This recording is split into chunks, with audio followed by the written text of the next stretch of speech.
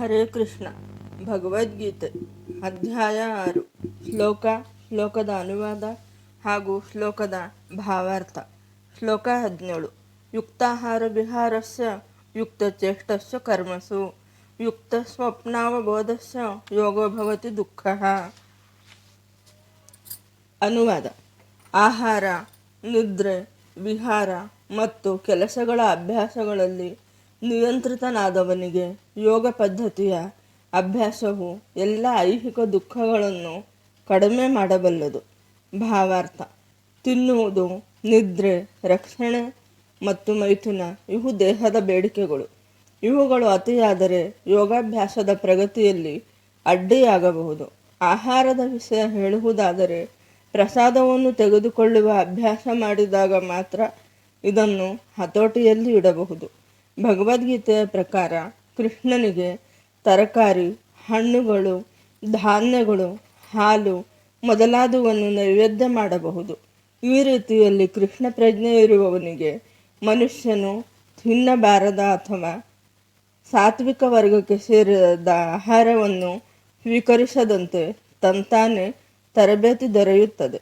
ನಿದ್ರೆಯ ವಿಷಯ ಹೇಳುವುದಾದರೆ, ಕೃಷ್ಣ ಪ್ರಜ್ಞೆ ಇರುವ ಮನುಷ್ಯನು ಕೃಷ್ಣ ಪ್ರಜ್ಞೆಯಲ್ಲಿ ತನ್ನ ಕರ್ತವ್ಯಗಳನ್ನು ನಿರ್ವಹಿಸುವುದರಲ್ಲಿ ಸದಾ ಎಚ್ಚರವಾಗಿರುತ್ತಾನೆ. ಆದುದರಿಂದ ಅನಗತ್ಯವಾಗಿ ನಿದ್ರೆಯಲ್ಲಿ ಕಳೆದ ಕಾಲವನ್ನು ದೊಡ್ಡ ನಷ್ಟ ಎಂದು ಭಾವಿಸುತ್ತಾನೆ. ಅವ್ಯರ್ಥ ಕಾಲತ್ವಂ. ಕೃಷ್ಣ ಪ್ರಜ್ಞೆ ಇರುವ ಮನುಷ್ಯನು ಭಗವಂತನ ಸೇವೆಯಲ್ಲಿ ನಿರತನಾಗದೆ ಒಂದು ನಿಮಿಷವನ್ನು ಕಳೆಯುವುದನ್ನು ತಡೆದುಕೊಳ್ಳಲಾರ.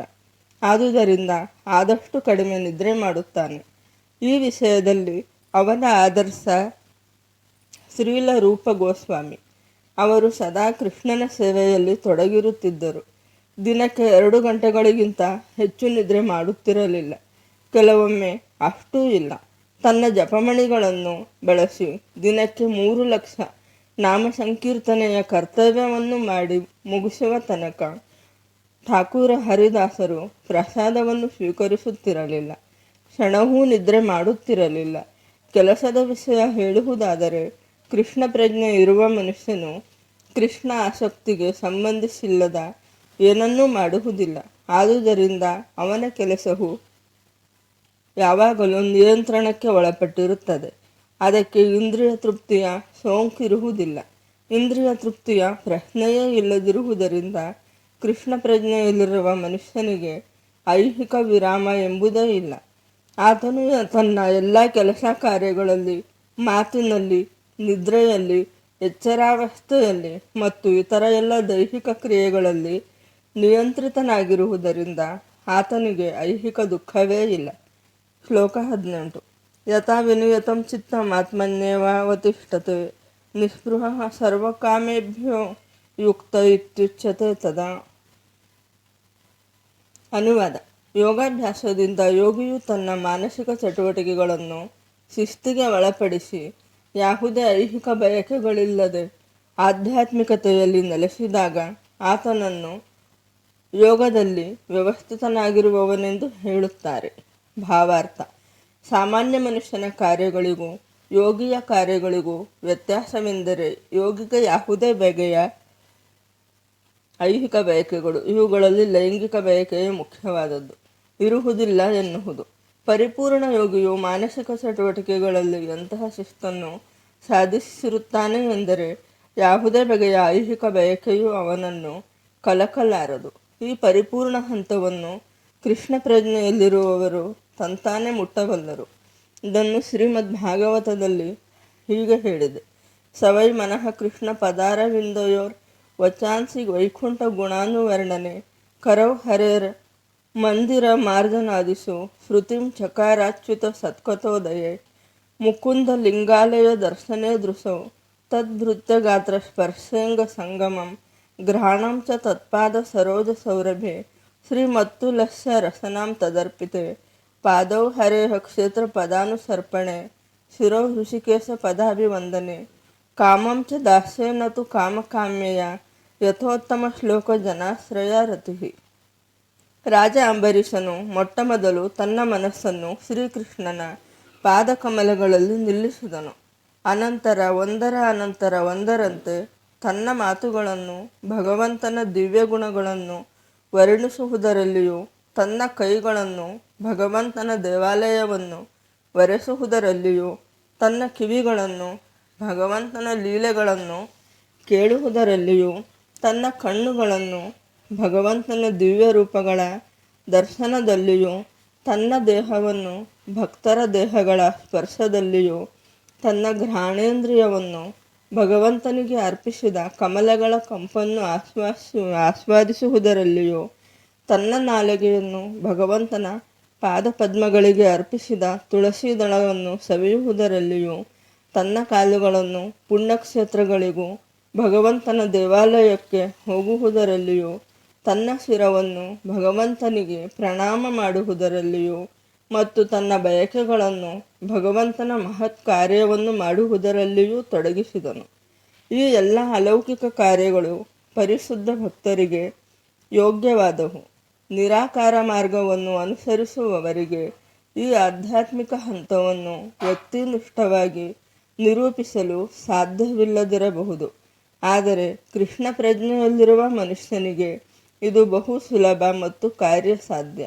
ಮೇಲೆ ಹೇಳಿರುವ ಮಹಾರಾಜ ಅಂಬರೀಷನ ಕಾರ್ಯಗಳ ವರ್ಣನೆಯಿಂದ ಇದು ಸ್ಪಷ್ಟವಾಗುತ್ತದೆ. ನಿರಂತರ ಸ್ಮರಣೆಯಿಂದ ಮನಸ್ಸನ್ನು ಭಗವಂತನ ಪಾದಕಮಲಗಳಲ್ಲಿ ನಿಲ್ಲಿಸದಿದ್ದರೆ ಇಂತಹ ಅಲೌಕಿಕ ಕಾರ್ಯಗಳು ಸಾಧ್ಯವಾಗುವುದಿಲ್ಲ. ಆದುದರಿಂದ ಭಗವಂತನ ಭಕ್ತಿ ಸೇವೆಯಲ್ಲಿ ಈ ವಿದಿತ ಕಾರ್ಯಗಳಿಗೆ ಅರ್ಚನೆ ಎಂದು ಹೆಸರು. ಹೀಗೆಂದರೆ ಎಲ್ಲ ಇಂದ್ರಿಯಗಳನ್ನು ಭಗವಂತನ ಸೇವೆಯಲ್ಲಿ ತೊಡಗಿಸುವುದು. ಇಂದ್ರಿಯಗಳಿಗೂ ಮನಸ್ಸಿಗೂ ಕೆಲಸ ಬೇಕು.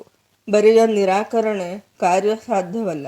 ಆದುದರಿಂದ ಜನಸಾಮಾನ್ಯರಿಗೆ, ಅದರಲ್ಲಿಯೂ ವಿಶೇಷವಾಗಿ ಸನ್ಯಾಸಾಶ್ರಮದಲ್ಲಿ ಇಲ್ಲದಿರುವವರಿಗೆ ಮೇಲೆ ವರ್ಣಿಸಿದಂತೆ ಇಂದ್ರಿಯಗಳ ಮತ್ತು ಮನಸ್ಸಿನ ಆಧ್ಯಾತ್ಮಿಕ ಕರ್ತವ್ಯ ಮಗ್ನತೆಯು ಆಧ್ಯಾತ್ಮಿಕ ಸಾಧನೆಗೆ ಪರಿಪೂರ್ಣವಾದ ಪ್ರಕ್ರಿಯೆ.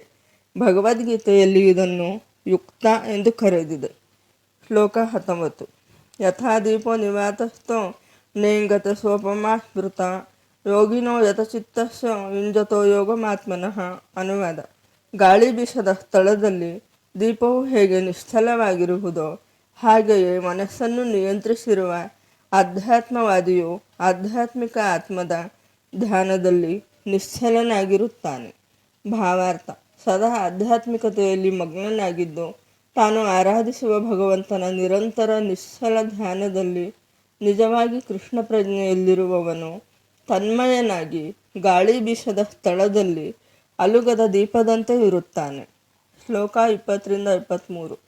ಯತ್ರೋ ಪರಮತ ಚಿತ್ತಂ ನಿರುದ್ಧಂ ಯೋಗ ಸೇವಯ ಯತ್ರ ಚೈವಾತ್ಮನಾತ್ಮಾನಂ ಪಶ್ಯನ್ನಾತ್ಮನಿ ತುಷ್ಯತಿ ಸುಖಮಾತ್ಯಂತಿಕಂ ಯತ್ತದ್ ಬುದ್ಧಿಗ್ರಾಹ್ಯಮತೀಂದ್ರಿಯಂ ವೇತ್ತಿ ಯತ್ರ ನ ಚೈವಾಯಂ ಸ್ಥಿತಶ್ಚಲತಿ ತತ್ವತಃ ಯಂ ಲಬ್ಧ್ವಾ ಚಾಪರಂ ಲಾಭಂ ಮನ್ಯತೆ ನಾಧಿಕಂ ತತಃ ಯಸ್ಮಿನ್ ಸ್ಥಿತೋ ನ ದುಃಖೇನ ಗುರುಣಾಪಿ ವಿಚಾಲ್ಯತೆ ತಂ ವಿದ್ಯಾ ದುಃಖ ಸಂಯೋಗ ವಿಯೋಗಂ ಯೋಗ ಸಂಜ್ಞಿತಂ. ಅನುವಾದ: ಸಮಾಧಿ ಎಂದು ಕರೆಯುವ ಪರಿಪೂರ್ಣತೆಯ ಹಂತದಲ್ಲಿ ಮನಸ್ಸು ಯೋಗಾಭ್ಯಾಸದಿಂದ ಇಹಲೋಕದ ಮಾನಸಿಕ ಚಟುವಟಿಕೆಗಳಲ್ಲಿ ತೊಡಗದಂತೆ ನಿರ್ಬಂಧದಲ್ಲಿ ಇರುತ್ತದೆ. ಈ ಪರಿಪೂರ್ಣತೆಯ ಲಕ್ಷಣವೆಂದರೆ ಶುದ್ಧ ಮನಸ್ಸಿನಿಂದ ಆತ್ಮವನ್ನು ಕಾಣುವ ಶಕ್ತಿ ಮತ್ತು ಆತ್ಮನಲ್ಲಿ ಆಸ್ವಾದಿಸಿ ಸಂತೋಷ ಪಡುವ ಶಕ್ತಿ. ಈ ಆನಂದ ಸ್ಥಿತಿಯಲ್ಲಿ ಮನುಷ್ಯನು ದಿವ್ಯ ಇಂದ್ರಿಯಗಳ ಮೂಲಕ ಸಾಧಿಸಿದ ಅಮಿತ ಅಲೌಕಿಕ ಸುಖದಲ್ಲಿ ನೆಲೆಯಾಗಿರುತ್ತಾನೆ. ಹೀಗೆ ನೆಲೆಯನ್ನು ಪಡೆದವನು ಸತ್ಯವನ್ನು ಬಿಡುವುದೇ ಇಲ್ಲ. ಇದನ್ನು ಪಡೆದ ನಂತರ ಇದಕ್ಕಿಂತ ಹೆಚ್ಚಿನ ಗಳಿಕೆ ಯಾವುದೂ ಇಲ್ಲ ಎಂದು ಯೋಚಿಸುತ್ತಾನೆ. ಇಂತಹ ಸ್ಥಾನದಲ್ಲಿ ನಿಂತವನು ಅತ್ಯಂತ ತೀವ್ರವಾದ ಕಷ್ಟಗಳಲ್ಲಿಯೂ ವಿಚಲಿತನಾಗುವುದಿಲ್ಲ.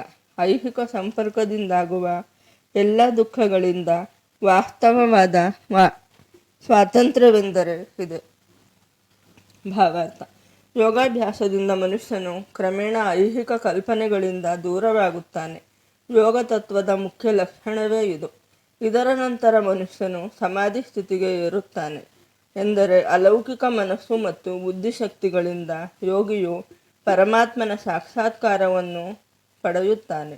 ಇದರಲ್ಲಿ ಆತ್ಮವನ್ನು ಪರಮಾತ್ಮನೊಂದಿಗೆ ಒಂದಾಗಿ ಕಾಣುವ ಸಂದೇಹಗಳಿರುವುದಿಲ್ಲ. ಯೋಗಾಭ್ಯಾಸಕ್ಕೆ ಬಹುಮಟ್ಟಿಗೆ ಪತಂಜಲಿ ಪದ್ಧತಿಯ ತತ್ವಗಳೇ ಆಧಾರ. ಅಧಿಕಾರವಿಲ್ಲದ ಕೆಲವರು ಭಾಷ್ಯಕಾರರು ವ್ಯಕ್ತಿಗತ ಆತ್ಮವನ್ನು ಪರಮಾತ್ಮನೊಂದಿಗೆ ಗುರುತಿಸಲು ಪ್ರಯತ್ನಿಸುತ್ತಾರೆ. ಅದ್ವೈತಿಗಳು ಇದೇ ಮುಕ್ತಿ ಎಂದು ಭಾವಿಸುತ್ತಾರೆ. ಅವರಿಗೆ ಪತಂಜಲಿ ಯೋಗ ಪದ್ಧತಿಯ ನಿಜವಾದ ಉದ್ದೇಶವು ಅರ್ಥವಾಗುವುದಿಲ್ಲ.